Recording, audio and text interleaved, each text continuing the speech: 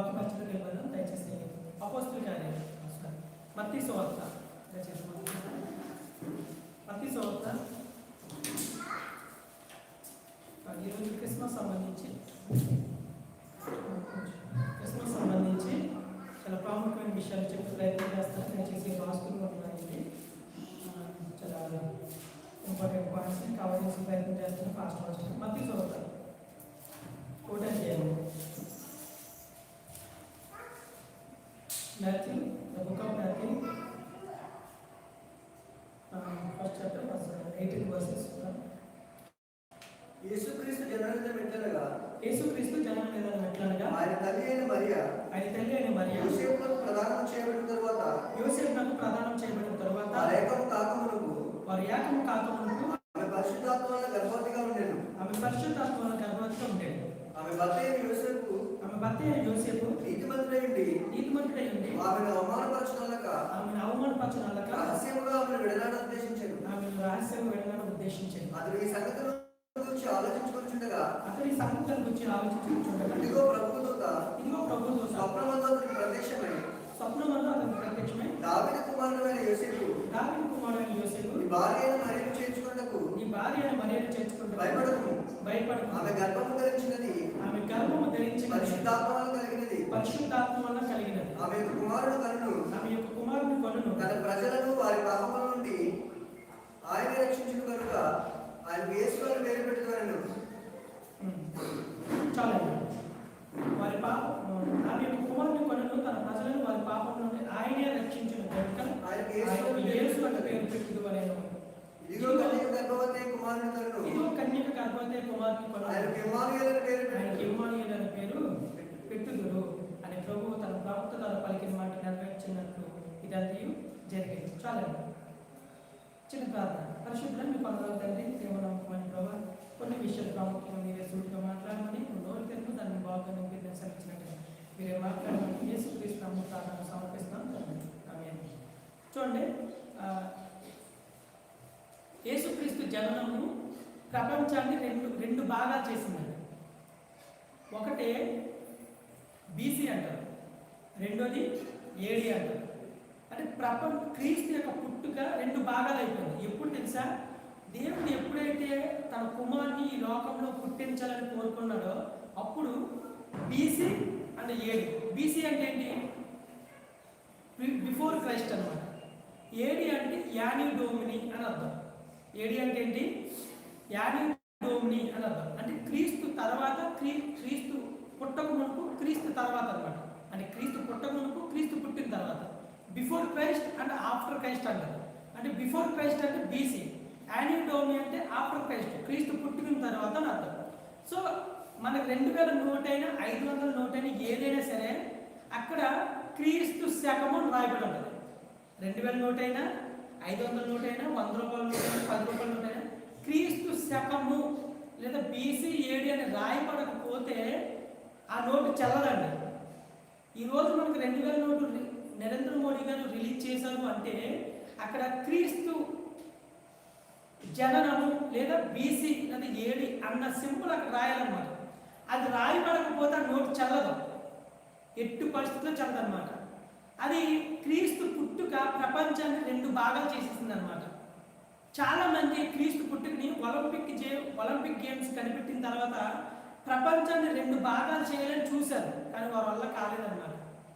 క్రీస్తు పుట్టుకను ప్రపంచంలో ఎప్పుడు చేద్దామనుకున్నారంటే ఒలింపిక్ గేమ్స్ స్టార్ట్ అయిన తర్వాత దాన్ని రెండు భాగాలు చేద్దామనుకుని వాళ్ళు చరిత్రకారులు ప్రయోగం చేశారు, కానీ వాళ్ళ కాదు. ఇప్పుడు నేను కొన్ని విషయాలు చెప్తాను చూడండి. అలా యేసుక్రీస్తు పరిశుద్ధాత్మతో ఎలా పుట్టాడు? అసలు ఒక బేబీ పుట్టాలి అంటే దానికి సంబంధించిన ఆధారాలు ఏంటి? నేను చాలా ఇంట్రెస్టింగ్ పాయింట్లు చెప్తాను, దయచేసి చాలా శ్రద్ధగా విన్నాను. అంటే సైంటిఫికల్ అండ్ హిస్టారికల్ అండ్ మెడికల్ పరంగా లేదంటే శాస్త్రీయ పద్ధతి పరంగా కొన్ని పాయింట్స్ నేను ఇంపార్టెంట్ పాయింట్స్ చేసుకుంటూ వెళ్తాను. జాగ్రత్తగా వినండి దయచేసి, ఎందుకంటే అవి మీకు చాలా ఇంపార్టెంట్ అనమాట. ఒక బేబీ అంటే ఒక బేబీ గర్ల్ లేదా ఒక బేబీ బాయ్ అంటే ఒక చిన్న కుమారుడు లేదా చిన్న బిడ్డ పుట్టాలి అంటే ప్రతి పురుషుడికి ప్రతి స్త్రీకి అంటే ప్రతి పురుషుల్లో నుంచి ప్రతి స్త్రీలో నుంచి టోటల్గా 46 క్రోమోజోమ్స్ రావాలండి. ఎన్ని రావాలి? 46 క్రోమోజోమ్స్. అంటే స్త్రీలో నుంచి 23 క్రోమోజోములు, పురుషుల్లో నుంచి 23 క్రోమోజోములు. 23 23 ఏంటంటే టోటల్ 46, అంటే 26 క్రోమోజోమ్స్ రావాలి. యాక్చువల్గా ఒక బేబీ పుట్టాలి అంటే, ఒక బాయ్ పుట్టాలన్నా, ఒక గర్ల్ పుట్టాలన్నా 23 క్రోమోజోములు తల్లి నుండి, 23 క్రోమోజోములు తండ్రి నుంచి, అంటే టోటల్గా 26 క్రోమోజోమ్స్, 46 క్రోమోజోమ్స్ వస్తే ఒక బేబీ బాయ్, ఒక బేబీ గర్ల్ పుడతాడు అన్నమాట. అయితే ఇక్కడ మనం చదివిన లేఖనంలో ఏమని చెప్పండి, పరిశుద్ధాత్మ వలన. ఎలాగుందని? పరిశుద్ధాత్మ వలన. ఇప్పుడు పరిశుద్ధాత్మ వలన పుట్టిందని దేవుడే డిక్లేర్ చేశాడు. స్త్రీ ప్రమేయం ఉంది తప్ప పురుషుని ప్రమేయం లేదు అక్కడ. అంటే ఒక పురుషుడి ప్రమేయం కావాలంటే ఏం కావాలి? 23 క్రోమోజోమ్స్ కావాలి. కానీ ఓన్లీ స్త్రీ ప్రమేయం ఉంది, అంటే 23 క్రోమోజోములే ఉన్నాయి. ఎవరికి? స్త్రీ. ఇది ఎలా సాధ్యమైంది? ఇప్పుడు 23 క్రోమోజోములు స్త్రీ ఉన్నాయి, సరిపోదు. కానీ ఇంకో 23 క్రోమోజోములు పురుషుని కావాలి.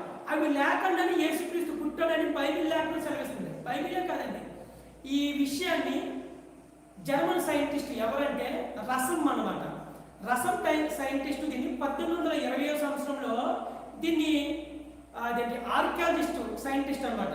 1820 సంవత్సరంలో రసమ్ అనే సైంటిస్ట్, జర్మన్ సైంటిస్ట్ అనమాట. ఆయన ఏం చేశారంటే లోకసువార్త 2వ అధ్యాయం చదివాడు. ఒకసారి చెప్తారా? లోకసువార్త 2వ అధ్యాయం చాలా ఇంపార్టెంట్. లోకసువార్త 2వ అధ్యాయం దయచేసి చదువుతాం. ఫస్ట్ లైన్ చదువు. లోకసువార్త 2వ అధ్యాయం. ఆ దినములలో సర్వలోకమున ప్రజాసంఖ్య రాయవలనని కైసరు ఔగుస్తు వలన ఆజ్ఞ అయినది. ఇది కురేనియా సిరియా దేశములకు అధిపతి అయి ఉన్నప్పుడు జరిగిన మొదటి ప్రజాసంఖ్య. చూడండి, ఈ ఒక్క లైను జాగ్రత్తగా, ఈ ఒక్క లైను ప్రపంచాన్ని కుదిపేసిందండి. తెలుసా? ఈ ఒకే ఒక్క లైను ప్రపంచానికి సరళం మార్గం ఏర్పడింది.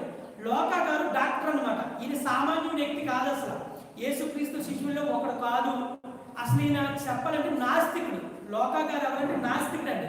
కానీ ఎప్పుడైతే యేసుక్రీస్తు చనిపోక ముందు లోకా గారు రహస్య క్రైస్తవుడు కొన్నాడు. ఎవరు తెలుసండి? అరిమత యోసేపు, తర్వాత ఈ లోక, ఇంకా చాలా మంది కూడా రహస్య క్రైస్తవులు కొన్నారు. ఎప్పుడైతే యేసుక్రీస్తు చనిపోయిన తర్వాత 3 దినాలు తిరగలేకపోతాడో ఆ తర్వాత ఈ రహస్య క్రైస్తవులంతా బయటకు వచ్చారన్నమాట. అరిమత యోసేపు వచ్చి యేసుక్రీస్తు సమాధి తీసుకున్నాడు. ఈ లోక వచ్చి లోక స్వార్థనే రాసేశాడు.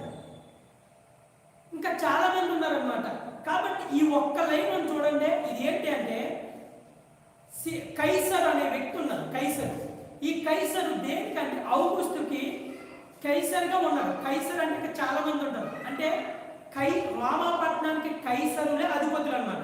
అందుకని యేసుక్రీస్తు దగ్గరికి వచ్చి అంటారు, మేము కైసర్కే అధిపతులు తప్ప ఈ బోధకుడు ఎవడో, ఇతడు ఎక్కడి నుంచి వచ్చాడో మాకు తెలియదు.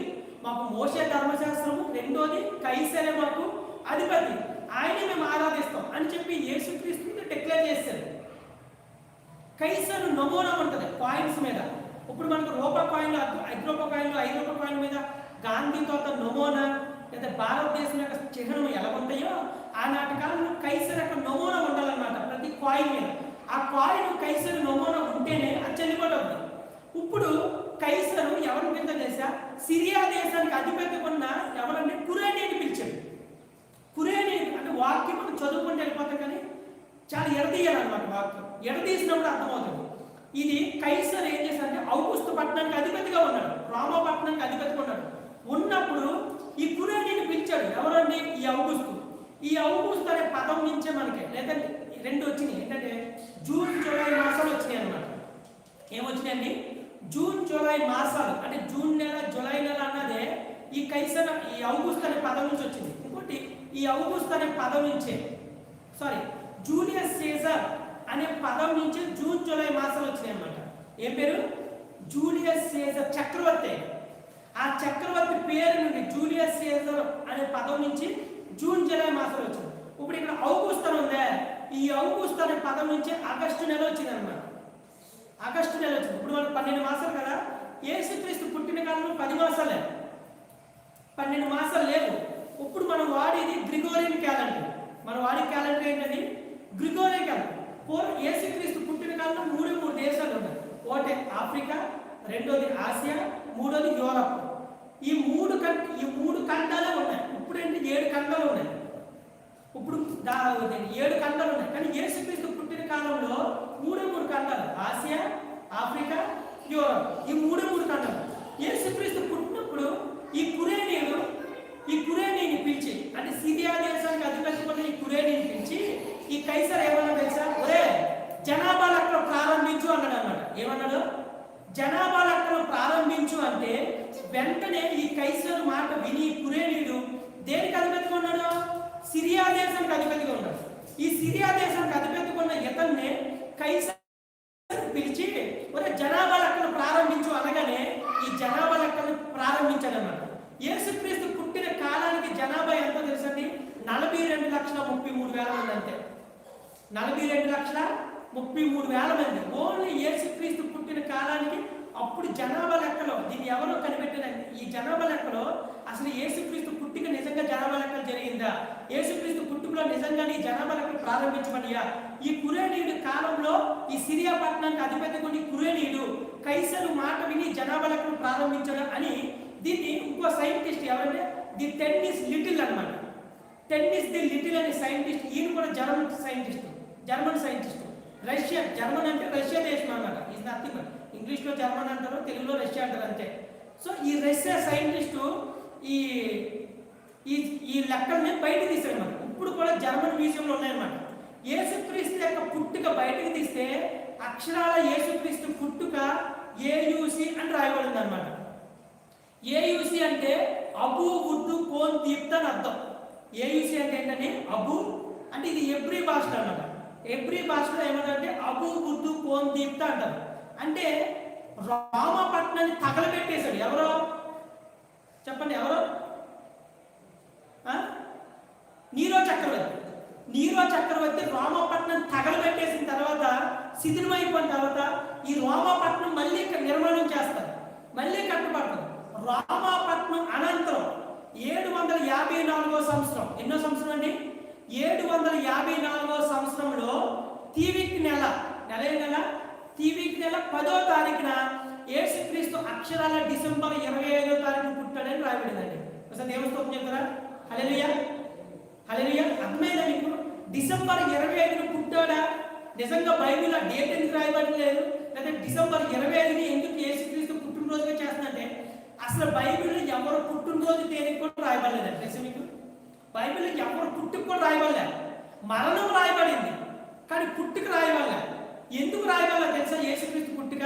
యేసుక్రీస్తు పుట్టాడు, బట్ పుట్టాడు అంటే అంత ముందు లేనంట.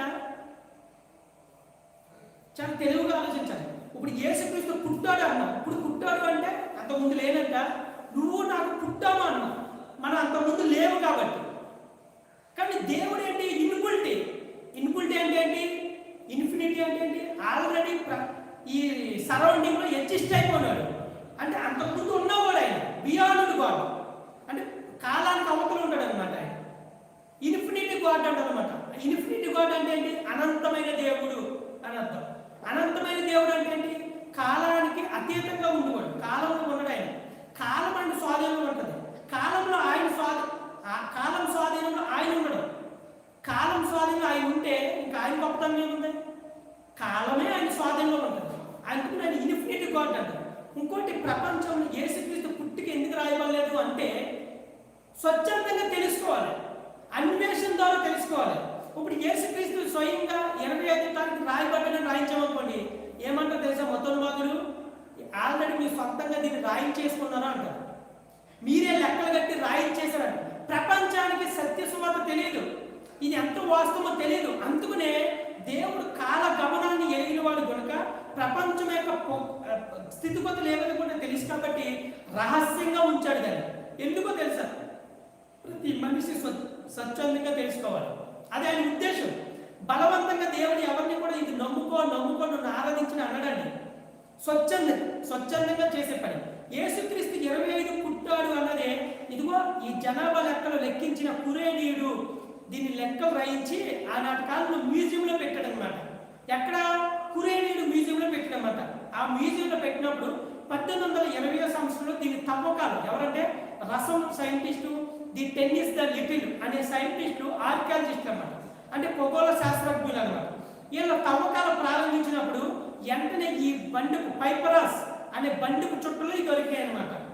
పైపరాస్ అనే బండికు చుట్టలు దొరికినప్పుడు యేసుక్రీస్తు పేరు అక్కడ ఉందంట, యేసుక్రీస్తు తల్లిదండ్రులైన మరియా యోసేపు పేర్లు కూడా ఉన్నాయి. ఎంత? ఏయుసి అని రాయబడింది. ఏయుసి అంటే అబూ ఉర్దు కోందీప్త, అంటే రామపట్నం నిర్మాణం అనంతరము తీవికి నెల 10వ తారీఖున యేసుక్రీస్తు యొక్క పుట్టిక రాయబడింది. అది ఏంటి? గ్రిగో, అది వాళ్ళ క్యాలెండర్ ప్రకారం, జెరూసలేము లేదంటే ఇజ్రాయెల్ యొక్క క్యాలెండర్ ప్రకారం ఆ క్యాలెండర్ డేట్ ని తీవికి నెల 10వ తారీఖుని మన క్యాలెండర్కి అన్వయిస్తే అక్షరాల డిసెంబర్ 25వ తారీఖుని వచ్చిందండి. దేవుని స్తోత్రం, హల్లెలూయా. అర్థమైందండి? ఇప్పుడు డిసెంబర్ 25ని బాగానే ఉందండి, మరి డిసెంబర్ 25ని ఇది ఎలా కన్ఫర్మ్ చేస్తారు? డిసెంబర్ 25ని యేసుక్రీస్తు పుట్టాడు అని. మరి డిసెంబర్ 25 అయితే ఆ రోజే చేసుకోవచ్చు కదా. అందరూ ఆయా డేట్లలో ఇష్టం వచ్చిన డేట్లు ఎందుకు చేసుకుంటున్నారు అంటే, యాక్చువల్గా డిసెంబర్ 25ని ఒక్కటే రాయిస్తే ప్రపంచమంతా ఆ ఒక్క రోజే సంబరం పడిపోతుందండి. అవునే కదా? ఆ ఒక్క రోజే సంబరం చేసి వదిలేస్తారు.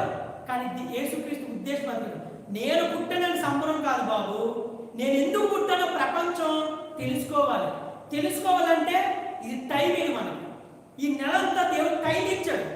ఈ టైంలో యేసుక్రీస్తు ఈ విధంగానే ప్రార్థిస్తారు, ఈ విధంగానే బోధపరుస్తారు, ఈ విధంగా నేను పుట్టానని ప్రపంచానికి తెలియజేస్తారని చెప్పి దేవుడు దాన్ని రహస్యంగా ఉంచాడు.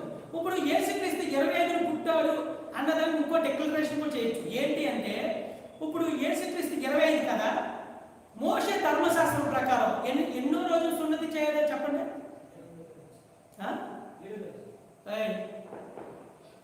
8వ రోజు. మోషే ధర్మశాస్త్రం ప్రకారం ఎన్నో రోజు సున్నతి చేయాలి అసలు? 8వ రోజు. ఇప్పుడు లెక్క అయింది. మీ చేతి ఎలా చూపించండి, అందరూ ఎలా చూపించండి, లెక్క అయిందా? 25 లెక్క అండి, కుసుమ లెక్క. 25, 26, 27, 28, 29, 30, 31. నెలకు ఎన్ని రోజులు చెప్పాలి రాజు? 31 కదా, 30 లేదా 31 ఉంటాయి. అంటే ఇప్పుడు 8వ రోజు మళ్ళీ దేనితో స్టార్ట్ అవుతుంది చెప్పాలి? 1వ తారీఖు. అర్థమైంది మీకు? 32 ఉంటుందా నెలలో? ఉండదు. మనకి 7 రోజుల దాకా బాగానే వచ్చేసింది. 31. 8వ రోజు దేనితో స్టార్ట్ అవుతుంది? మళ్ళీ 1వ రోజు స్టార్ట్ అవుతుంది. వాస్తవం మీకు చెప్పిన జనవరి 1 మనం చేసుకుంటున్నామే, జనవరి 1 అని. అది యాక్చువల్గా జనవరి 1 కాదని, యేసుక్రీస్తు యెరూషలేము వెళ్ళి సున్నతి చేయబడి దాన్ని ప్రతిష్ఠ చేయబడిన రోజు అండి. దేవుని స్తోత్రం చెప్తాం. హల్లెలూయా, హల్లెలూయా. అర్థమైంది? ఈ రోజు మనం జనవరి 1 సంవత్సరం మారిపోయింది అనుకున్నాం. సంవత్సరం మారడం కాదు, యేసుక్రీస్తు యెరూషలేము వెళ్ళి ప్రతిష్ఠ చేయబడిన రోజు అన్నమాట. చాలా ఇంపార్టెంట్ డే అన్నమాట. యేసుక్రీస్తు 25 పుట్టాడన్నది ఎంత సత్యమో, యేసుక్రీస్తు యెరూషలేము వెళ్ళి సున్నతి చేయబడి ప్రతిష్ఠ చేయబడిన రోజు. ఈ రోజు మనం జనవరి 1 చేసుకుంటున్నామంటే చాలా మందికి ఇది తెల్లదొంగ ప్రవేశపెట్టారు, ఇది ఎక్కడో వేరే కంట్రీ నుంచి మనకు వచ్చేసింది, బ్రిటిష్ వాళ్ళు అనుకున్నాం. చాలా మూర్ఖంగా వాదిస్తాం, కానీ కాదు. చరిత్ర ఆధారాలతో సహా ఇంకా ఉన్నాయి. ఇప్పుడు ఇది ఇంకా కూడా ఈ పైపరస్ బండి చుట్టూ ఎక్కడున్నా తెలుసా? రష్యాలో ఉన్నాయి, అమెరికా దేశంలో కూడా పెట్టారు. ఇప్పుడు ఒరిజినల్గా ఉన్నాయి అన్నమాట.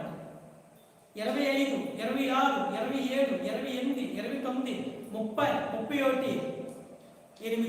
8వ రోజుని సున్నతి చేయండి. 8వ రోజు మళ్ళీ దేంతో స్టార్ట్ అవుతుంది? 1వ రోజు స్టార్ట్ అవుతుంది. డే 1తో స్టార్ట్ అవుతుంది. డే 1 అంటే మళ్ళీ దేంతో అవుతుంది? జనవరి 1. అంటే యేసుక్రీస్తు జనవరి 1, నువ్వు నేను జనవరి 1 అనుకున్నాం, కొత్త సంవత్సరం ప్రవేశించాలనుకున్నాం. ఆ సంవత్సరం గతించుకోదు కాదండి. యేసుక్రీస్తు నీ కోసం నా కోసం వచ్చినప్పుడు మోషే ధర్మశాస్త్రం ప్రకారము ఆయన సున్నతి చేయబడి ఈ ప్రపంచానికి ప్రతిష్ఠ చేయబడిన రోజండి. చిన్న విషయం కానే కాదు అసలు. ఈ విషయం చాలా మంది తెలియక happy Christmas, merry Christmas, happy new year అంటున్నారు. ఎందుకు హ్యాపీ న్యూ ఇయర్ చెప్తున్నావు? అసలు దేనికి చెప్తున్నావు తెలుసుకుంటలేదు. ఎందుకు హ్యాపీ న్యూ ఇయర్ చెప్తున్నావు? కొత్త సంవత్సరం. అసలు కొత్త సంవత్సరం ఎలా వచ్చింది? యేసుక్రీస్తు ప్రతిష్ఠ చేయబడిన రోజు. అప్పుడే జనవరి 1, 1వ తారీఖు నుంచి. ఎప్పుడైతే ఈ గ్రిగోరియన్ క్యాలెండర్లో ఈ క్యాలెండర్ కనిపెట్టారో అప్పుడు ఈ ఆగస్టు, ఈ 10 నుంచి ఆగస్టు నెల, జూలై మాసాలు ఎప్పుడైతే చేర్చబడ్డాయో అప్పుడు 12 మాసాలు కరెక్ట్గా సెట్ అయిందన్నమాట.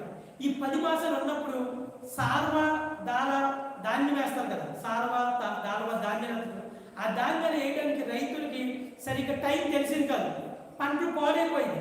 ఎప్పుడైతే ఈ జూను, ఈ జూలై, ఆగస్టు మాసాలు కనిపెట్టారో వెంటనే 12 మాసాలు కరెక్ట్గా సెట్ అయ్యి అప్పుడు ఋతు చక్రం అన్నది మనకు క్యాలెండర్ అన్నది 365 రోజులు అన్నది కరెక్ట్గా వచ్చింది అన్నమాట. అంటే యేసుక్రీస్తు జననం చూడండి ప్రపంచాన్ని చక్కదిద్దేసింది అనమాట. ఈ ప్రపంచాన్ని చక్కదిద్దేసిందండి. 25వ తారీఖుని తీవికి నెల 754వ సంవత్సరంలో 10వ తారీఖున యేసుక్రీస్తు పుట్టడం నగ్నశక్తి. అది మన క్యాలెండర్కి, మన వాడే క్యాలెండర్ ఏంటి? Gregorian calendar. ఈ గ్రిగోరియన్ క్యాలెండర్కి ఆమోదించినప్పుడు డిసెంబర్ 25వ తారీఖుని కరెక్ట్గా యేసుక్రీస్తు పుట్టాడు. ఆ లెక్కలు లెక్కేస్తే 8వ తారీఖుని ఆయన 8వ తారీఖుని అంటే 8వ రోజుని మోషే ధర్మశాస్త్రం ప్రకారం యెరూషలేం వెళ్ళి సున్నతి చేయబడ్డాడు. ఈ రోజు నువ్వు జనవరి 1 చేసుకుంటాం, అది యేసుక్రీస్తు యెరూషలేం వెళ్ళి ప్రతిష్ఠ చేయబడిన రోజు అనమాట. ఇంకోటి, ఇప్పుడు ఆకాశంలో నక్షత్రం పుట్టింది అన్నాం. అసలు నిజంగా నక్షత్రం పుట్టిందా? మనం స్టార్ పుట్టింది అన్నాం. నక్షత్రం పుట్టడం కాదండి. యాక్చువల్గా అంతరిక్షంలో గెలాక్సీలు, పాలపంతులు, నెఫ్యూలియన్స్ చాలా ఉంటాయి, చాలా ఉంటాయి అన్నమాట. ఒక్కో నక్షత్రం సూర్యుడి కంటే చంద్రుడి కంటే చాలా పెద్దగా ఉంటాయి.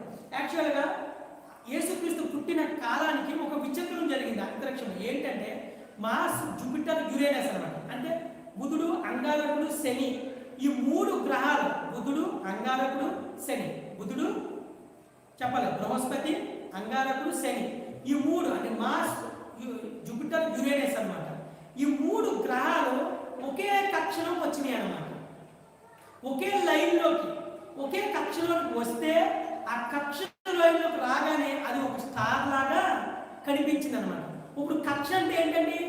సూర్యుడు తన చుట్టూ తాను తిరుగుతూ భూమి చుట్టూ 365 రోజులు తిరుగుతూ ఉంటాడు. కాబట్టి నీకు పగలు రాత్రులు అన్నది ఏర్పడతాయి. సూర్యుడు తన చుట్టూ తను తిరగాలి, తిరుగుతూ భూమి చుట్టూ తిరుగుతూ ఉంటాడు. చంద్రుడు తన చుట్టూ తాను తిరుగుతూ సూర్యుడు చుట్టూ భూమి చుట్టూ కూడా తిరుగుతూ ఉంటాడు. కాబట్టి మనకు ఋతుక్రమాలు, కాలక్రమాలు అన్నవి ఏర్పడతాయి. వర్షాకాలము, శీతాకాలము, ఎండాకాలము ఈ విధంగా వస్తున్నాయి అన్నమాట. అప్పుడు మార్స్, జూపిటర్, యురేనస్ అంటే బృహస్పతి, అంగారకుడు, శని, ఈ 3 గ్రహాలు ఒక కక్షలోకి వచ్చినాయి అనమాట. ఈ 3 గ్రహాలు ఒక కక్షలోకి వచ్చినాయి కాబట్టి నీకు నక్షత్రం రూపంలో అవి ఏర్పడి ఆ జ్ఞానులు మార్గాన్ని నిర్దేశించడానికి అవకాశం ఏర్పడింది. ఆ జ్ఞానులు ఆ నక్షత్రాన్ని చూసి దాన్ని యేసుక్రీస్తుని వెంబడించడం ప్రారంభమైనమాట. మరి ఆ నక్షత్రం ఇంకా లేదంటే కక్షలు తిరుగుతూ ఉంటాయి కాబట్టి అవి మళ్ళీ వాటి కక్షల్లో సెట్ అయిపోయాయి అనమాట. ఇంకోటి, ఇప్పుడు 8వ రోజునే యేసుక్రీస్తు ఎందుకు సున్నతి చేయబడ్డాడు? 7వ రోజును, 6వ రోజును, 10వ రోజు ఏదో నెలలో చేయించుకోవచ్చు కదా. అంటే ఒక బేబీ బాయ్ లేదా ఒక బేబీ గర్ల్ పుట్టినప్పుడు 7 దినాలు గడిచిన తర్వాత 8వ రోజునే కే అనే విటమిన్ బాడీలో ప్రవేశిస్తుందండి. హల్లెలూయా, అర్థమైందండి? ఓ బేబీ గర్ల్, ఓ బేబీ బాయ్ పుట్టినప్పుడు కే అనే విటమిన్ 8వ రోజున ప్రవేశిస్తుంది బాడీలో.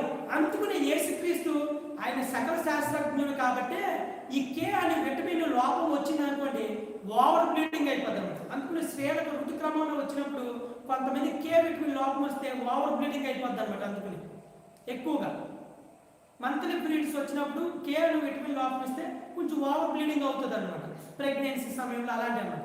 కానీ దేవుడు సమస్తాన్ని ఎరిగిన వాడు కాబట్టి కే అనే విటమిన్ని 8వ రోజున ప్రవేశపెట్టాడు. ఎంత జ్ఞానవంతుడు చూడండి మన దేవుడు.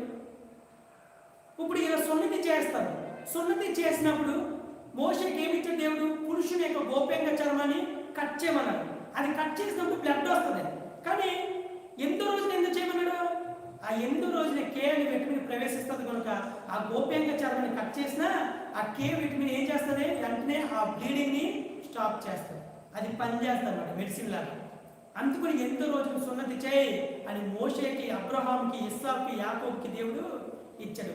అదేవిధంగా మోషే ధర్మశాస్త్రం ప్రకారమైన సున్నతి చేయబడ్డాడు. అలాగే కొత్త నిబంధనకి తెరదీస్తూ 30 సంవత్సరాలు వచ్చిన తర్వాత యాహాన్ చేత బాప్తిసం కూడా పొందాడు. పోయిన వారం చెప్పాను నేను, పోయిన వారం నువ్వు నేను బాప్తిసం పొందుకున్నాం. మన పితరులు సున్నతి చేయబడ్డారు, మనం బాప్తిసం పొందాం, సున్నతి చేయబడలే. మన పితరులు సున్నతి చేయబడ్డారు, బాప్తిసం మాత్రం పొందలేదు. కానీ యేసుక్రీస్తు అక్కడే ధర్మశాస్త్రాన్ని నెరవేరుస్తూ 8వ దినాన్ని సున్నతి చేయబడ్డాడు.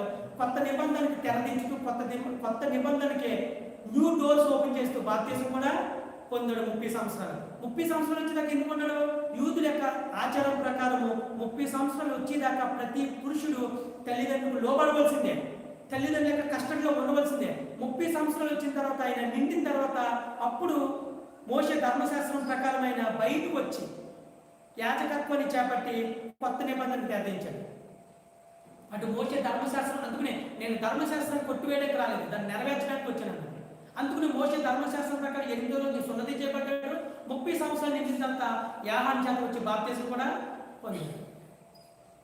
ఒక్క లైన్లో ఇంత హిస్టారికల్ ఉందండి. ఇప్పుడు జ్ఞానులు ఉన్నారు కదా, అసలు ఈ జ్ఞానులు ఏ ఏ దేశం నుంచి వచ్చారు మీకు చెప్తాను చూడండి. ఈ జ్ఞానులు జానస్ కెప్లర్ అనే వ్యక్తి ఈ అంతరిక్షంలో ఇది కనిపెట్టాడు అనమాట. ఏది అసలు నిజంగా నక్షత్రాలు ఏర్పడ్డాయా, నిజంగా యేసుక్రీస్తున్నప్పుడు వచ్చిందని చెప్పి ఈ జానస్ కెప్లర్ అనే సైంటిస్టు ఈ మార్స్, జూపిటర్, యురేనస్ అంటే బృహస్పతి, అంగారకుడు, శని ఈ 3 కూడా ఒక కక్షలోకి వచ్చినాయని దాన్ని వెల్లడిపరిచింది జానస్ కెప్లర్ అనే సైంటిస్ట్. ఇంకోటి ఈ సైంటిస్టులు అసలు ఈ 3 జ్ఞానులు వచ్చారు కదా, ఈ 3 జ్ఞానులు ఏ ఏ దేశం నుంచి వచ్చారు, అసలు ఈ బండిల్లో అంటే యేసుక్రీస్తు తవ్వకాలు ప్రారంభించినప్పుడు, యేసుక్రీస్తు పుట్టాడని చెప్పి జనాభా సంఖ్యలు రాయించినప్పుడు ఈ తవ్వకాల్లో 3 ఖండాలు రాయబడ్డాయి. కాబట్టి అసలు వీళ్ళు ఎంతమంది నిజంగా ఈ జ్ఞానులు వచ్చారా, ఈ జ్ఞానులు వచ్చి ఏ దేశం నుంచి వచ్చారు, ఎక్కడి నుంచి వచ్చారని చెప్పి జాన్ క్రిసోస్టమ్, ఏం పేరండి, జాన్ క్రిసోస్టమ్ అనే సైంటిస్టు దీన్ని కనిపెట్టాడు. దీన్ని లెక్కలన్నింటినీ మళ్ళీ తవ్వకాలు ప్రారంభించాడు. అంటే మళ్ళీ పునరుత్నం చేశాడు, మళ్ళీ బయటకు తీస్తే అప్పుడు మొత్తం యేసుక్రీస్తు పుట్టిన జనసంఖ్య ఎంత చెప్పండి, ఎంత చెప్పాను, 42,33,000 మంది. 3 ఖండాలు, ఆసియా, ఆఫ్రికా, యూరప్, 3 ఖండాలు మొత్తం. అందులో జనసంఖ్య ఎంత, 42,33,000 మంది. ఇప్పుడు ఈ తవ్వకాలు మళ్ళీ జాన్ క్రిసోస్టమ్ అనే సైంటిస్ట్ బయట తీస్తే అందులో యేసుక్రీస్తు యొక్క పేర్లు, మరియా పేర్లు కూడా రాయబడ్డాయి అన్నమాట. రాయబడినప్పుడు ఈ జ్ఞానులు కూడా ఎక్కడి నుంచి వచ్చారు, అసలు వీళ్ళు వేరే దేశస్తులు అని చెప్పి ఈ 3 ఖండాల్లో ఉన్న వాళ్ళని అధ్యయనం చేసినప్పుడు వాళ్ళ పేర్లు కూడా బయటపడ్డాయి అన్నమాట. ఏంటంటే అరేబియా దేశం నుంచి బెల్సాజర్ అనే జ్ఞాని వచ్చాడండి. ఏ దేశం నుంచి? అరేబియా దేశం నుంచి బెల్సాజర్ అనే జ్ఞాని వచ్చాడు.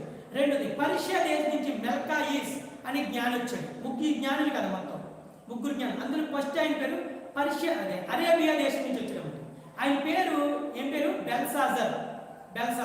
రెండోది పర్షియా దేశం నుంచి వచ్చాడు. ఈ పర్షియా దేశం నుంచి వచ్చిన జ్ఞాని పేరు ఏంటంటే మెల్కాయిస్ అనమాట. మూడోది మన ఆసియా ఖండం నుంచి వచ్చాడు, ఆ జ్ఞాని పేరు జాస్పర్. ఎంత క్లారిటీగా ఉంది చూడండి, జాస్పర్ అన్నమాట. ఇప్పుడు ఈ 3 ఖండాలు ఆసియా ఖండం ఉందా లేదా మనం చెప్పుకున్నాం, అవునా కదా? ఆసియా, ఆఫ్రికా, ఐరోపా అంటే యూరప్ అన్నమాట. 3 ఖండాలు. అందులో మన ఆసియా ఖండం నుంచి వెళ్ళాడు ఒక జ్ఞాని, ఆయన పేరే జాస్పర్ అన్నమాట. దేవుడు స్తోత్రం చేస్తారా? హల్లెలూయా. అంటే మన భారతదేశాన్ని దేవుడు చరిత్ర పుటకలోని స్టార్టింగ్లోనే ఉంచాడండి. చాలా మంది హిందూ మతము, హిందూ దేశం అంటారు. అసలు యేసుక్రీస్తు పుట్టిందే ఆసియా ఖండంలో పుట్టాడు. కేంద్ర స్థానమైన ఆసియా ఖండంలోనే ఆ ప్రపంచ యెరూషలేము బెత్లెహేం దేశంలో పుట్టాడండి. బెల్సాజర్ అనే జ్ఞాని అరేబియా దేశం నుంచి, మెల్కాయిస్ అనే జ్ఞాని పర్షియా దేశం నుంచి, ఈ జాస్పర్ అనే జ్ఞాని మన ఆసియా ఖండం నుంచి. ఇప్పుడు ఈ పర్షియా దేశానికి సంబంధించిన వాళ్ళు ఎవరో తెలుసా అండి? ఈ పర్షియా దేశస్తులు అంటే ఎవరో తెలుసా? జంట వ్యవస్థ చెందిన వారు అనమాట. ఈ జంట వ్యవస్థ అంటే ఏంటి? నీకు తలపడి తీవ్ర వస్తుందో చెప్పండి. ఇప్పుడు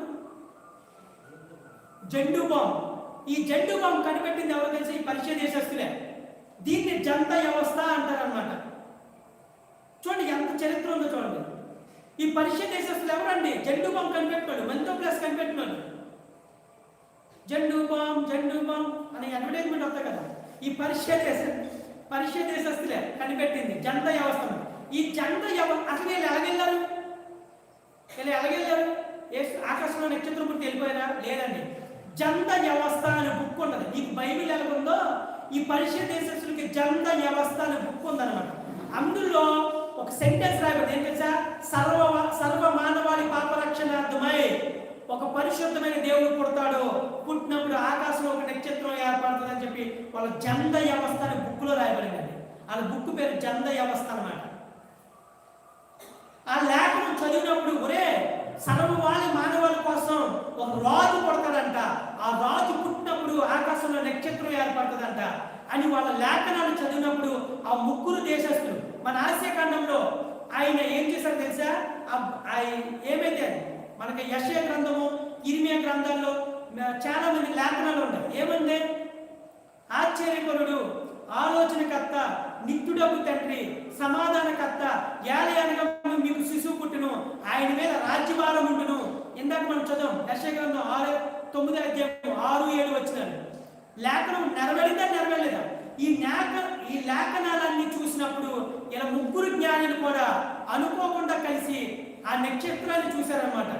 ఆ నక్షత్రాన్ని చూసి వెంటనే అరేబియా దేశం నుంచి బెల్సాస్లో, పర్షియా దేశం నుంచి మెల్కాయిసు, జాస్పర్ అనే జ్ఞాని మన ఆసియా ఖండం నుంచి బయలుదేరి ముగ్గురు ప్రయాణించారు. ఈ వాస్తవం ఇదని చెప్పి జాన్ క్రిసోస్టోమ్ అనే సైంటిస్టు వెంటనే దీన్ని బయట తీసుకొచ్చాడు అనమాట. ఇది ప్రపంచానికి తెలియవలసిన నిగూఢమైన సత్యం అని చెప్పి. ఏది ఊరికనే రాలేదండి, ఏది ఊరికనే రాలేదు. బైబిల్లో ఏది కూడా ఊరికనే రాయబడలేదండి. కే అని విటమిన్ వచ్చింది అంటే ఎంతో రోజులు సున్నతి చేయబడ్డాడు కాబట్టి ఆయన ముందు కే విటమిన్ ఎవరికైనా తెలుసా? తెలియని కాలంలోనే దేవుడు ఎంతో రోజులు సున్నతి చేయి మోషే, ఎంతో రోజులు సున్నతి చేయి అబ్రహామా, ఇదే నీకు నాకు నిబంధన అని ఆయన ముందే చెప్పాడండి. ఆయన ఇప్పుడు ఎడ్యుకేషన్ వచ్చింది కానీ K vitamin, A vitamin, B vitamin, C vitamin అన్నాం. అసలు ఈ పేరు రానప్పుడే యేసు దేవుడు ముందే ఎంతో రోజులు సున్నతి చేయాలని ప్రారంభించాడు.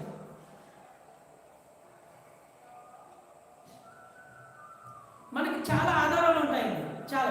ఇప్పుడు జ్ఞానులు 3 తెచ్చారు కదా, బంగారం, సాంబ్రాణి, బోళం.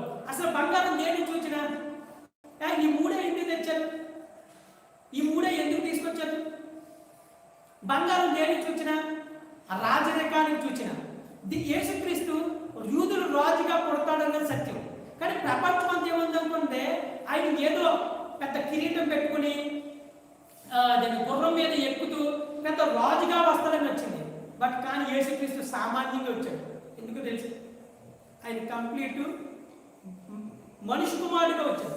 ఒక రాజుగా వచ్చాడు అనుకోండి, ఆయన నీకు నాకు ప్రవేశం ఉంటుందా చెప్పండి. ఇప్పుడు గొల్లలు ఉన్నారు కదా, గొల్లలు యేసుక్రీస్తుని చూడండి. అసలు గొల్లలో ఏ టైంలో దేవదూత ప్రత్యక్షమైంది? ఏ టైంలో దేవదూత ప్రత్యక్షమైంది చూద్దాం. మత్తయి సువార్త 1వ అధ్యాయం చేస్తాం. మీకు వంశావళి చూపిస్తాను చూడండి. మత్తయి సువార్త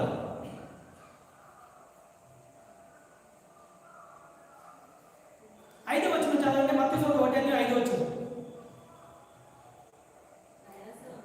నైసోను సల్మాను కనెను. సల్మాను సల్మాను రహాబునందు బోయాజుని కనెను. బోయాజు రూతునందు ఒబేదుని కనెను. ఒబేదు యెషయిని కనెను. యెషయి గాది. ఇదేంటండి వంశావళి ఎందుకు చదివించారని అంటారా? అసలు దీంట్లోనే ఉంది చరిత్ర మొత్తం. అసలు యేసుక్రీస్తు పుట్టుకంతా ఇప్పుడు నేను చదివించిన 2 లైన్లో ఉందండి. అక్కడ పేరు ఉంది, సల్మాను ఉందా లేదా? సల్మాను అని పేరు చదివాం కదా. అసలు ఈ యేసుక్రీస్తు పుట్టికి రూతు గ్రంథానికి చాలా దగ్గర సంబంధం ఉందన్నమాట. మీకు షార్ట్ కట్లో చెప్పేస్తాను చూడండి. యేసుక్రీస్తు పుట్టికి రూతు గ్రంథానికి చాలా సంబంధం ఉందన్నమాట. యేసుక్రీస్తు రూతుని పెళ్లి చేసుకుంది ఎవరు చెప్పాలి? బోయాజు. ఇప్పుడు ఈ బోయాజు రూతుని పెళ్లి చేసుకున్నాడు. రూత్ ఎవరు? మోయాబు దేశస్తురాలు. రూత్ ఏమన్నా ఇశ్రాయేల్ కంట్రీయా? రూత్ ఏమన్నా యెరూషలేం దేశస్తురాలా? రూత్ ఏమన్నా బెత్లెహేం దేశస్తురాలా? రూత్ ఏమన్నా నజరేతు పట్టణమా? కాదు. అసలు రూత్ మొత్తం డిఫరెంట్గా అన్ని దేశస్తురాలు. అన్ని దేశస్తురాలు అంటే ఏంటి? మోయాబు దేశానికి. అసలు మోయాబు దేశస్తులు అందరూ కూడా భయంకరమైన విగ్రహారాధికులు. చంద్రుడిని, సూర్యదేవుని ఆరాధిస్తారు మోయాబు దేశస్తులు. కానీ ఈ మోయాబుని, ఈ రూతుని పెళ్లి చేసుకుంది ఎవరు చెప్పండి? బోయాజు. బోయాజు ఎవరు? యూదుడు. అంటే పురుషుని యొక్క బీజం ఎవరిలో పడింది? రూతులో పడింది. ఇప్పుడు స్త్రీది పడిందా పురుషుని పడిందా? పురుషునిదే ఎప్పటి అంటే వంశోద్ధాకుడు పేరు ఎవరి పేరు వస్తుంది? పురుషుని పేరు పెట్టవుతుంది తప్ప స్త్రీ పేరు పెట్టవుతుందా? రాదు. పురుషుని పేరు పెట్టవుతుంది. ఈమె అన్యురాలైనా బోయాజుని పెళ్లి చేసుకుంది కాబట్టి, బోయాజు యూదుడు కాబట్టి ఆమె వంశము మారిపోయిందనమాట. ఇప్పుడు ఈ బోయాజు రూతుని పెళ్లి చేసుకున్నాడు కాబట్టి ఈ బోయాజు ద్వారా ఎవరు పుట్టారు? ఓబేదు కన్నాడు.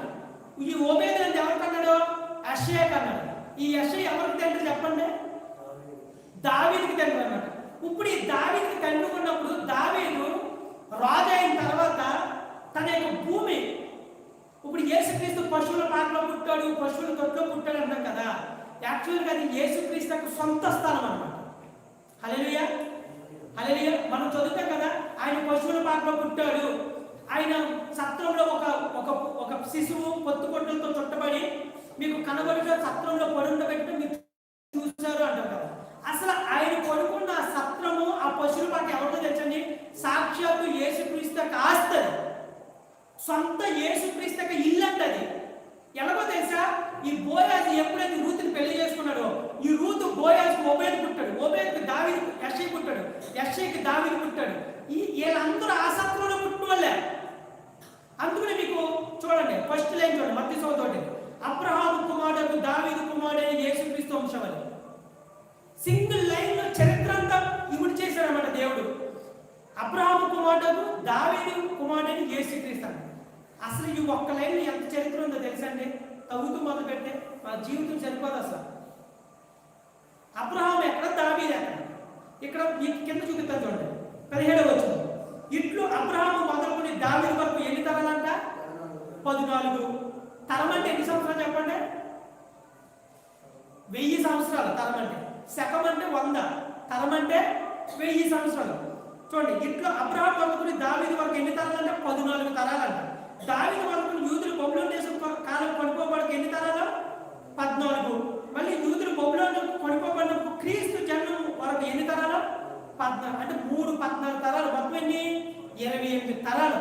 ఈ 28 తరాలని ఫస్ట్ లైన్ లో దేవుడు ఎలా పెట్టించాడు? అబ్రహాము కుమారుడు దావీదు కుమారుడైన యేసుక్రీస్తు. 28 తరాలండి దేవుడు సింగిల్ లైన్ లో పెట్టించాడు అనమాట. యేసుక్రీస్తు పుట్టిన ఇల్లు సొంత గృహం అది. కాకపోతే అది దావీదు బర్జిల్లాయి. ఇతడు ఎవరంటే పెంచుకున్నవాడు. యాక్చువల్గా దావీదు పెంచుకున్నాడు. చాలా చరిత్ర ఉందండి, చెప్పాలంటే మీకు టైం సరిపోదు, చాలా చరిత్ర ఉంది. బర్జిల్లాయి అనే వ్యక్తికి ఇచ్చాడు దావీదు. బర్జిల్లాయి సొంత కుమారుడు కాదు, పెంచుకున్నవాడు. వాస్తవంగా దావీదు పుట్టిన కుమారుడు కంటే కూడా ఎక్కువ ప్రేమించాడు దావీదు బర్జిల్లాయిని. అతనికి ఇచ్చిన స్థలం అనమాట. రాను ఎల్లో యూదులు బబులోను దేశాన్ని కొనుక్కున్నప్పుడు 70 సంవత్సరాలు అక్కడ ఉన్నారన్నమాట. ఎక్కడ? బబులోను దేశంలో 70 సంవత్సరాలు ఉన్నారు. ఆ 70 సంవత్సరాలు అయిపోయిన తర్వాత మళ్ళీ వచ్చారు యెరూషలేము. అప్పటికి ఇలా ఆస్తుపాస్తులన్నీ చరాస్తులన్నీ కూడా తారుమారైపోయి, మళ్ళీ మారిపోయి తర్వాత అప్పుడు ఈ ఆస్తుపాస్తులు అక్కడికి వచ్చిన వాళ్ళు అందరూ కూడా ఏంటంటే వాళ్ళకి నచ్చినట్టుగా తీసుకున్నారు. వాళ్ళకి నచ్చినట్టుగా ఎక్కడ దొరికితే అక్కడ ఆక్రమించేసుకుని కట్టేసుకున్నారు. ఆ టైంలో అది ఏంటంటే ఒక గుహగా ఉండేది అనమాట. ఆ కొండ ప్రాంతం అనమాట. ఆ కొండ ప్రాంతాన్ని ఈ విధంగా వాళ్ళు సత్రంలాగా తొలిపించారనమాట. ఆ కొండ ప్రాంతం అది. అక్కడే దావీదు పుట్టాడు. చిన్న ఇల్లు అనమాట యేసుక్రీస్తుది. ఆ చిన్న ఇల్లుని అక్కడే దావీదు పుట్టాడు, ఓబేదు పుట్టాడు, యెషయా పుట్టాడు, సల్మాన్ పుట్టాడు. ఇలా అదంతా చిన్న గృహ. ఆ గృహాన్ని, కొండ ప్రాంతాన్ని ఓ సత్రంలాగా మార్చారనమాట. యేసుక్రీస్తు లేఖనాలు ఏం సాగిస్తున్నాయి? యోదయ బెత్లెహేంలో పుట్టాలి, ఆయన నజరేతులో పెరగాలి. పుట్టింది ఎక్కడ పుట్టాలి? బెత్లెహేంలో పుట్టాలి. ఎక్కడ పెరగాలి? నజరేతులో పెరగాలి. ఆ లేఖనం ముందే రాయబడింది. ఇర్మియా, యెషయా ప్రవక్తలు ఇద్దరు కూడా ప్రవచించారు. ఆ ప్రవచనం నెరవేరాలంటే ఇదంతా జరగాలంటే యేసుక్రీస్తు యొక్క పుట్టిక సామాన్యంగా ఉండాలన్నమాట. యేసుక్రీస్తు పుట్టింది సొంత గృహంలోనే పుట్టాడండి. కాబట్టి ఆయన అనుకున్నాడు, నక్కలకు బొరియలు ఉన్నాయి, ఆకాశ పట్ల గూళ్ళు ఉన్నాయి, కానీ మనుషు కుమారుడు తలవాల్చుకోవడానికి ఊరికి అనలేదండి ఆ మాట. ఊరికి అనలేదు ఆ మాట. ఒక యవనస్తుడు వచ్చి ప్రభుని నేను వెంబడిస్తానంటే ఆకాశ పక్షుల గూళ్ళు ఉన్నాయ్యా, కానీ మనుషు కుమారుడు తలవాల్చుకోవడానికే చోట్లేదు. ఆయన పుట్టింది సొంత గృహంలో పుట్టాడు. ఆయన ఓబేదుని పెళ్లి చేసుకున్న తర్వాత, రూతుని పెళ్లి చేసుకున్న తర్వాత బోయాజు, సల్మాన్ కన్నాక సల్మాన్ ఓబేదు కన్నాక ఓబేదు యెషయా కన్నాడు, యెషయా దావీదు కన్నాడు. యేసుక్రీస్తు వంశం వల్ల పుట్టాడు అనమాట. సొంత గృహంలోనే యేసుక్రీస్తు పుట్టాడు అనమాట. ఇదంతా చరిత్ర అండి. ఇదంతా నగ్న సత్యం అనమాట. ఈ చరిత్ర తెలిస్తేనే మనం యేసుక్రీస్తు పుట్టుక జరుపుకోవడానికి ఆధారం అన్నమాట. జానస్ కెప్లర్ ఆకాశంలో నక్షత్రం మార్స్, జూపిటర్, యురేనస్, బృహస్పతి, అంగారకుడు, శని ఇది ఒకే కక్షలోకి వచ్చినాయని జానస్ కెప్లర్ కనిపెట్టగలిగాడు. అలాగే జాన్ క్రిసోస్టోమ్ పర్షియా దేశం నుంచి ఎవరు వచ్చారు? మిల్కాయిస్. అరేబియా దేశం నుంచి బెల్సాజర్ జ్ఞాని. అలాగే మన ఆసియా ఖండం నుంచి జాస్పర్ అనే జ్ఞాని. ముగ్గురు జ్ఞానిలో బంగారాన్ని, సాంబ్రాన్ని, గోళాన్ని వాళ్ళు తీసుకెళ్లారు. జాన్ క్రిసోస్టోమ్ 25 పుట్టాడు అనేది నగ్న సత్యం అనమాట. అది హిస్టరీలో ఏయుసి అబూ ఉద్దు కోందీప్త తీవిక్ నెల 10వ తారీఖుని యేసుక్రీస్తు పుట్టాడు అనమాట. కురేనీడి కాలంలో అది చుట్టమన్నమాట. 8వ రోజుని ఆయన సున్నతి చేయబడ్డాడు. అంటే 8వ రోజున ప్రతిష్ఠ చేయబడిన రోజు. బంగారం తెచ్చారంటే ఆయన రాజరికాన్ని చూసిన, బోలం అదే సాంబ్రాన్ని ఆరాధనకు చూచిన. సాంబ్రాన్ని దేనికి చూసినండి? ఆరాధనకు, పరిమళ సువాసనకు చూసినమాట. ఆయన అనుకుని అన్నాడు సాగిలు పడి పూజించారు అని ఉంటాడు. సాగిలు పడి పూజించి ఎవరిని పూజిస్తారు? ఒక దేవుణ్ణి ఆరాధిస్తారు, ఒక దేవుణ్ణి ఆరాధిస్తారు. అందుకనే ఆయన రాజరికానికి చూచిన బంగారం తీసుకెళ్లారు, ఆయన ఆరాధనకు చూచిన సాంబ్రాన్ని తీసుకెళ్లారు. మూడోది బోలం. బోలం దేనికి సూచనంటే నిత్యత్వానికి సూచన అనమాట. అంటే ఐగుప్తు దేశంలో, మోయాబు దేశంలో ఏం చేస్తారంటే రాజులు చనిపోతే ఏం చేస్తారంటే రాజుల యొక్క బాడీని, శరీరాన్ని ఏం చేస్తారంటే ఒక అద్భుతమైన బోలంలో మిశ్రమంలో కలిపేసి ఆ బాడీని ఎందులో పెడతారు తెలుసా? పిరమిడ్లో పెడతారు అనమాట. ఇప్పుడు పిరమిడ్లు అని అంటాయి కదా, ప్రపంచంలో ఎంతలో పిరమిడ్ ఒక ఎంత. అసలు పిరమిడ్లు మోయాబు దేశస్తులు అది ఐగుప్తులు కనిపెట్టారు అనమాట. పిరమిడ్లు ఐగుప్తు దేశస్తులు కనిపెట్టారు. ఎందుకు కనిపెట్టారంటే రాజులు చనిపోయిన తర్వాత వాళ్ళ శరీరాలు ఎప్పుడు రాజులు ఎప్పుడు నిత్యము బతుకుండాలి అన్న ఉద్దేశంతో వాళ్ళు చనిపోయిన తర్వాత ఆ శరీరాన్ని కొన్ని నెలలు బోలంలో ఉంచేస్తారన్నమాట. ఆ బోలం అనే మిశ్రమంలో ఉంచేసి అలాగే నానబెట్టిన తర్వాత ఆ తర్వాత మళ్ళీ కొన్ని నెలలకి అవి తీసుకెళ్ళి ఒక ఆ కెమికల్ అంతా బాడీకి అందుకుపోయి ఉంటుందేమో, ఎప్పుడు కూడా వాళ్ళు కుళ్ళు పట్టదు, వాసన రాదు, బాడీ గట్టి పడిపోద్ది అనమాట, స్ట్రాంగ్ అయిపోద్ది, ఎముకలాగా అయిపోద్ది, ఐరన్ లాగా అయిపోద్ది. ఆ శరీరాన్ని తీసుకెళ్ళి పిరమిడ్లో పెడతారు అనమాట. ఎన్ని సంవత్సరాలైనా అలాగే ఉంటాయి అన్నమాట శరీరం. పిరమిడ్లు దానికోసం కనిపెట్టారు అనమాట. తర్వాత రాను వేరే ఉద్దేశాలు వచ్చినాయి అనుకుంటే అది వేరే విషయం. బోలము నిత్యత్వాన్ని చూసిన, అందుకునే యేసుక్రీస్తు రాజరేఖానికి చూసిన, బంగారం సాంబ్రాన్ని ఆయన ఆరాధనకు చూసిన, బోలము నిత్యత్వానికి చూసిన అనమాట. ఇప్పుడు డిసెంబర్ 25వ తారీఖు ఇంకో రకంగా కూడా డిక్లేర్ చేస్తారు. ఎవరంటే ఇది చెప్పి నేను ముగిస్తాను.